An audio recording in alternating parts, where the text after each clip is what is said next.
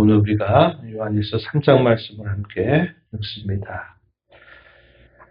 이 요한일서의 배경에 대해서는 우리가 말씀을 보는 것도 우리가 충분히 하나님의 뜻을 우리로 알게 하지만 당시의 교회와 성도가 처해졌던 그 상황을 우리가 배경으로 삼아서 이 말씀을 읽을 때는 그 말씀이 주는 의미가 우리가 좀 더 깊게 다가오게 된다는 것을 우리가 알 수 있습니다.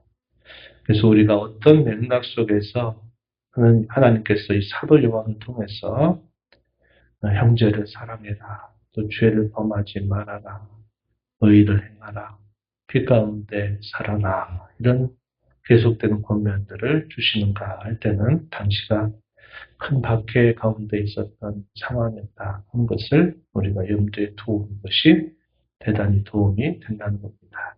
로마 제국의 대대적인 박해가 있었던 때였고, 또 많은 신자들은 이 박해를 피해서 카타콤이라고 하는 소위 지하 묘소로 알려져 있는 이 카타콤이라고 하는 곳에 자신들의 거주지를 삼아서 그곳에 생활을 하면서 거의 빛을 보기 어려운 그런 삶을 매일매일 살아가고 있다는 겁니다.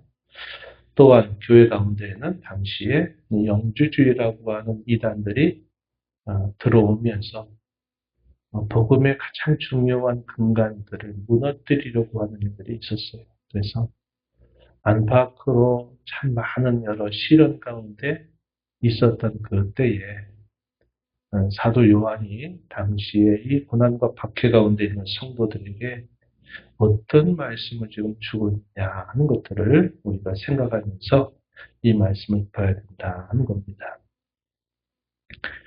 원래 요한과 야고보도 어부 출신으로 알고 있죠. 갈릴리 어부 출신입니다.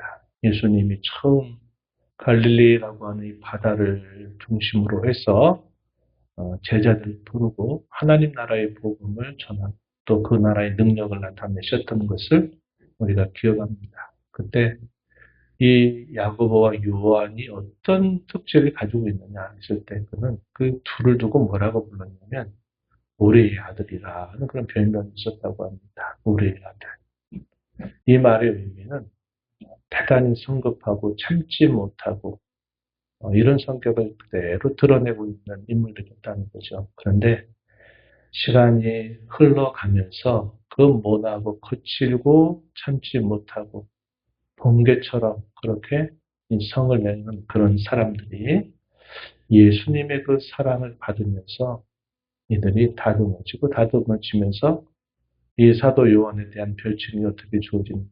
사랑의 사도다. 이렇게 불러지게 됐다는 겁니다.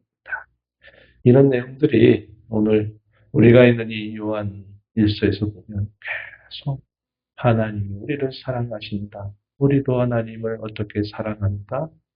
또 우리가 어떻게 이 사랑을 나타내야 되는가에 대해서 이 고난과 박해 가운데 있는 당시 교회 성도들에게 이 내용들을 너무나도 많이 강조하고 있다 하는 겁니다. 그래서 우리가 어제도 그 말씀을 나눴지만 우리가 어려움 가운데 있을 때 이 사랑이라고 하는 것이 가는 그 위대한 힘, 그것이 우리를 가장 강력하게 해준다 하는 것을 우리가 사람의 역사나 수많은 경험의 이야기, 고난과 시련과 혹은 극심한 재난과 어려움 가운데 있을 때 이 사랑이라고 하는 것이 그 모든 어려움들을 견디게 하고 이겨내게 하는 그런 능력이 있다는 것을 수많은 사람들은 그것을 증언해 왔습니다.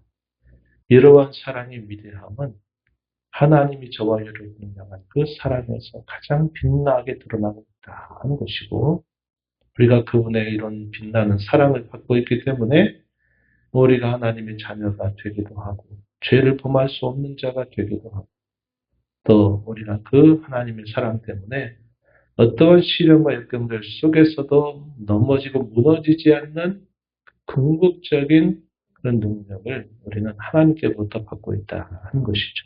그래서 사도는 이런 부분들을 대단히 강조하고 있다는 겁니다. 우리가 요한 이 서신을 통해서 계속 이렇게 하나씩 하나씩 교훈을 받고 나누고 있는데, 여러 이 교훈들이 하나의 꾸러미처럼 우리에게 주어지고 있다는 겁니다. 결코 이건 이거고 저건 저거고 이렇게 분리될 수 있는 것이 아니다 하는 것을 거듭 우리에게 말해주고 있는 거예요. 왜 이렇게 분리될 수 없느냐? 그때 그 근본적인 이유는 우리의 본성이, 우리의 죄된 본성이 그리스도 안에서 우리가 새롭게 태어나서 새 사람이 되고 구원받는 주님의 자녀가 되기 때문에 우리가 통째로 변화될 수밖에 없고, 이 모든 하나의 교훈들이 따로따로 뗄 수 있는 것이 아니라 그것이 하나로 연결되고 있다는 것을 보여주고 있다는 겁니다. 사도 요한이 고난과 박해 가운데 있을 때 이 편지를 쓰는 목적에 대해서 우리가 살펴본 것처럼 여러 가지 중요한 목적이 있었죠. 우리 주님과 깊이 사귀게 하기 위해서, 그분과의 사귐을 통해서 충만한 기쁨을 얻게 하기 위해서, 또 그것을 위해서 죄를 범하지 않고 계명을 순종하며 사는 것. 이것은 결코 뗄래야 뗄 수 없는 것들이 된다는 것이고, 이 계명을 지키는 것이 하나님의 자녀로서 마땅한 일, 의를 행하는 일이고, 또 그것이 어떻게 나타나느냐. 한편으로는 수직적으로는 하나님을 향한 사랑으로 나타나서 이 세상의 정욕, 안목의 정욕, 육신의 자랑으로 가득한 이 세상을 사랑하는 것이 아니라 하나님을 사랑하게 되는 것이고, 그 하나님을 향한 사랑은 수평적으로 결국 형제와 자매와 이웃을 향한 사랑으로 나타나야만 된다. 이것은 결코 뗄 수 있는 것들이 아니라 하나의 전체가 꾸러미처럼 긴밀하게 연결되어 있는 것이다 하는 사실을 강조하고 있다는 겁니다. 그러므로 우리가 하나님의 자녀가 되었다고 하는 증거라든지, 우리가 주님 안에 살고 있다라고 하는 증거라든지, 우리가 하나님의 그 위대한 사랑을 우리가 알고 있다고 하는 이 모든 것들은 이런 하나하나의 가르침과 권면과 삶과 결코 분리될 수 없다는 것을 우리가 통해서 확인하게 됩니다. 오늘 우리가 있는 3장의 내용도 이것이 계속 긴밀하게 연결되고 있다는 사실을 우리에게 잘 보여줘요. 본문으로 한번 들어가 보겠습니다. 1절 말씀에 보면, 보라, 아버지께서 어떠한 사랑을 우리에게 베푸사 하나님의 자녀라 일컬음을 받게 하셨는가. 하나님께서 우리를 그의 자녀로 삼으시기 위해 어떠한 사랑을 우리에게 베푸셨는가를 한번 눈여겨봐라, 생각해봐라. 이렇게 사도가 권면합니다. 세상이 우리를 알지 못함은 그를 알지 못하기 때문이다. 이렇게 표현했어요. 또 2절에 사랑하는 자들아, 우리가 지금은 하나님의 자녀라. 장래 어떻게 될지는 아직 나타나지 아니하였으나 그가 나타나시면 우리가 그와 같을 줄을 아는 것은 그의 참모습 그대로 볼 것이기 때문이다. 주를 향해서 이 소망을 가진 자는 누구든지 그의 깨끗하심과 같이 자기를 깨끗하게 한다. 이렇게 말합니다. 그래서 하나님의 위대한 사랑, 그것으로 말미암아 그의 자녀가 된 것, 그러므로 우리가 갖는 참된 장래의 소망, 그리고 그 소망을 가진 우리는 이 땅에 사는 동안 그분과 같이 우리가 깨끗하고 정결한 자로 살아가는 것, 죄를 범하지 않는 것, 이것은 당연하고도 필연적인 모습이다. 이렇게 사도가 말해주고 있다는 겁니다. 당시에 이 성도들을 향한 박해의 이유가 여러 가지 있었는데, 그 박해의 이유 중에 하나가 어떤 게 있었냐면, 이 예수 믿는다고 하는 자들은 사람의 고기를 먹는다. 이런 말을 퍼뜨려요. 이런 말들을 퍼뜨립니다. 그리고 또 어떤 말들을 퍼뜨리냐면, 다 예수 믿는 사람들을 가족과 이 혈연의 관계를 넘어서서 뭐라고 부릅니까? 형제요, 자매요 이렇게 부르잖아요. 이런 것들도 하나의 당시에 하나의 밖에거리를 만들었다. 이렇게 알려졌어요. 사람을 먹는다. 뭘 두고 한 말일까요? 예수님께서 떠나가시기 전에 예수님께서 당부하셨던 것. 내 몸과 피를 계속적으로 기념해라. 떡과 포도주를 통해서 내가 올 때까지 너희가 이것을 기념하라는 말씀을 하시게 되죠. 그래서 이것이 내 몸이다, 내 피다. 이렇게 은밀하게 그리스도인들이 나누면서 이 성찬의 교제를 통해서 예수님의 그 죽으심과 희생의 은혜를 생각하는데 이런 사실들을 알지 못하는 사람들은 뭐라고? 저 예수 믿는 자들은 피를 먹고 살을 먹는 사람들이다. 이런 식으로 이제 또 알면서도 그럴 수도 있고 알면서 그런다는 얘기는 박해의 이유를 저들은 가만두면 안 된다. 이런 이유를 삼기 위한 것도 있고 또 적지 않은 사람들은 실제로 그게 뭘 말하는지를 알지 못하니까 저 예수 믿는 사람들은 피와 살을 먹는 사람들이다. 이렇게 오해를 하기도 하죠. 또 혈연 관계를 뛰어넘어서 심지어는 유대인이나 이방인 할 것 없이 다 우리가 한 사람이다. 한 세 사람이 됐다. 우리가 나 형제요 자매다.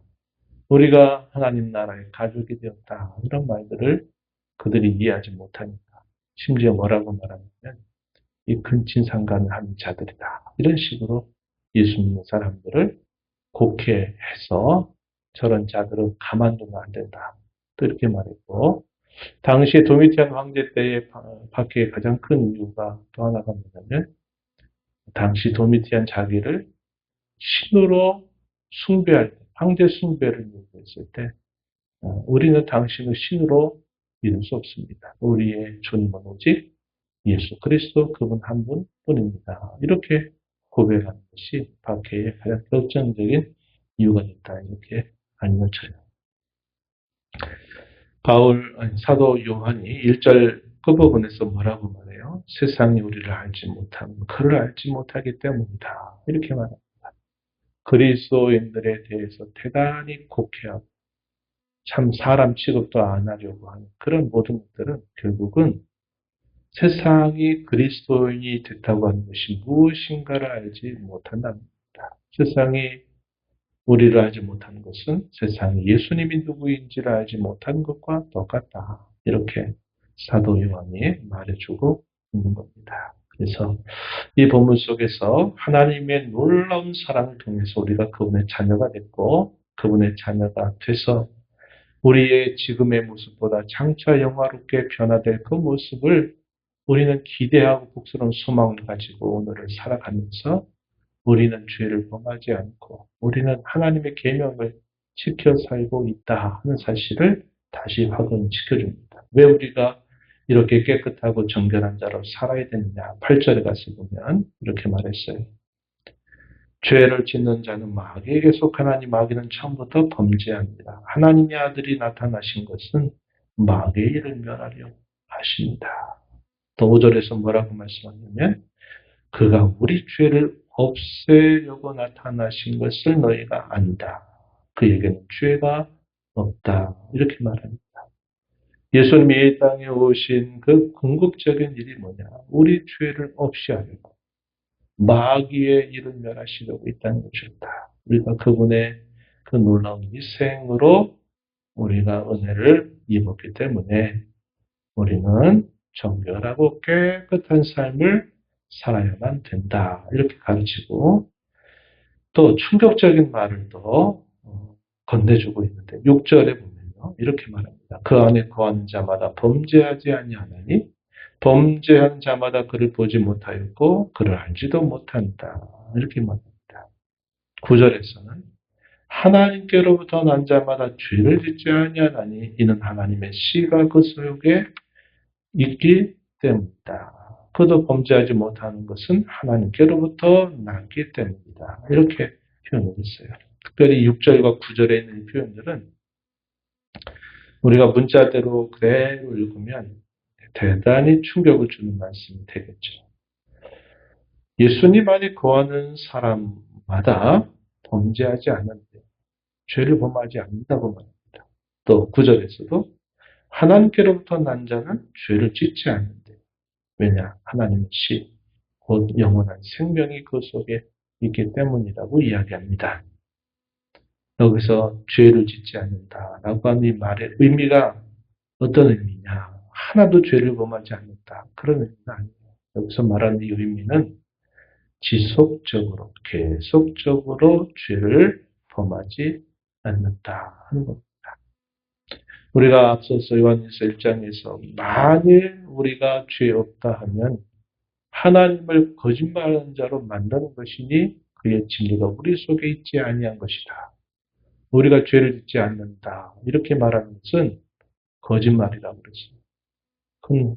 그럼 하나님을 거짓말하는 자로 만드는 것이라고 그럽니다. 그런데 여기서 또 뭐라고 말해? 죄를 짓지 않는다고 말해. 그러니까 이런 말씀들을 우리가 그 속뜻을 읽지 못하면 아니 여기서는 죄를 다 범한다고 하더니 또 여기서 왜 또 죄를 범하지 않는다고 하나 하는데 여기서 말하는 그 의미가 지속적으로 계속적으로 그 동일한 죄를 계속적으로 범하지 않는다. 이것을 말해 주는 겁니다. 그리고 이 말씀을 통해서 구원받고 하나님의 사랑을 입는 자들은 죄를 범하지 않는다. 이걸 적극적으로 말하면 뭘까요? 주의 계명을 순종하며 사는 것을 자기의 삶의 중요한 모토, 자기 삶의 중요한 목적으로 여기며 산다. 그 계명을 순종한다 할 때 그 계명의 영역은 사랑이었어요. 하나님을 향한 사랑, 이웃을 향한 사랑, 혹은 형제를 향한 사랑이다. 이렇게 표현하고 있다는 겁니다. 그래서 그 사랑이 어디까지 가야 되느냐 할 때 그 사랑의 정도를 16절 말씀에 보면 이렇게 표현했어요. 그가 우리를 위하여 목숨을 버리셨으니 우리가 이로써 사랑을 하여 우리도 형제들을 위하여 목숨을 버리는 것이 마땅하니라. 이 사랑이 어디까지 가야 되느냐? 주께서 우리에게 보여주신 그 사랑의 정도까지 우리는 그렇게 형제를 사랑할 수 있어야 된다. 이렇게 사도 요한은 말해줍니다. 우리가 정말 사랑하는 사람 위해서 목숨을 버릴 수는 있습니다. 우리 사랑하는 가족을 대신해서 때로 그렇게 할 수 있어요. 이것도 그냥 할 수 있는 일은 아니죠. 그러나 성경이 요구하는 사랑의 대상은 내 가족과 친지만 아니라 형제를 향한 사랑. 그리스도와 특별히 같은 소망을 가지고 사는 사람들을 위한 것까지도 우리에게 하나님은 요구하고 계시다 하는 겁니다. 당시에 이 고난과 박해 속에서 밀고자들이 생겨나는 것은 결국 이 연자제 같이 자기만의 목숨과 관계된 것이 아니고 자기 가족과도 연결되고 있다고 했어요. 그리스도인들이 숨어서 지하 요소로 계속 파고 들어가고 있을 때 한 사람이 잡혀서 또 다른 예수 믿는 자들 어딨냐 밀고 해라 이렇게 이야기할 때 그 한마디를 하게 되면 다른 사람들이 다 이렇게 맞물려서 또 잡혀 들어가고 죽음을 당하는 일이 생겨납니다. 그러니까 그런 시대 가운데 같은 그리스도인이라도 때로 신실하게 믿기가 어려운 이 사람이 혹시 잡혔을 때 나를 밀고 하면 어떻게 될까? 옛날 우리 일제시대다라든지 이런 데도 그랬잖아요. 예수 믿는 사람도 빨리 고백하라는 거죠. 그렇게 할 때 그 목숨을 담보로 그렇게 막 요구하는 일들이 있단 말이죠. 그렇게 되면 믿는 신자들의 심령 속에 로마의 이 강압적인 박해보다 더 무서운 게 뭐겠어요? 믿는 신자들 안에 있는 의심, 또 믿지 못한 저 사람이 나를 이런 마음이 생기면 내적인 분기가 더 큰 거거든요. 그럴 때라도 사도 요한은 뭐라고 말합니다. 우리가 그리스도께로부터 받은 그 사랑의 그 정도만큼 우리도 사랑할 수 있어야 된다. 우리가 주님을 배반함에도 불구하고 우리를 그토록 사랑하셨다면 우리도 그럴 만한 형제와 자매들일지라도 우리도 그렇게 사랑하는 법을 배워야 된다. 이렇게 말하는 겁니다. 그러니까 이 말은 단순히 관념적인 표현이 아니라 행함과 진실함으로 드러내고 그 사랑의 정도는 자기 목숨을 내어줄 만큼의 사랑까지 실천하도록 해야 된다. 이렇게 말하는 겁니다. 그러니까 우리가 이런 사랑을 주께로부터 명령받아 살고 있다는 것을 우리가 기억한다면 우리가 어디까지 사랑해야 되겠냐 하는 거죠. 그런데 우리는 때로 매우 사소하고 별것도 아닌 것 때문에 미워하고 별것 아닌 것 때문에 도무지 못 참겠다고 또 우리가 그렇게 반응하고 사는 것은 우리가 얼마나 주님 앞에 부족한가 하는 것을 보여주는 것이 될 겁니다.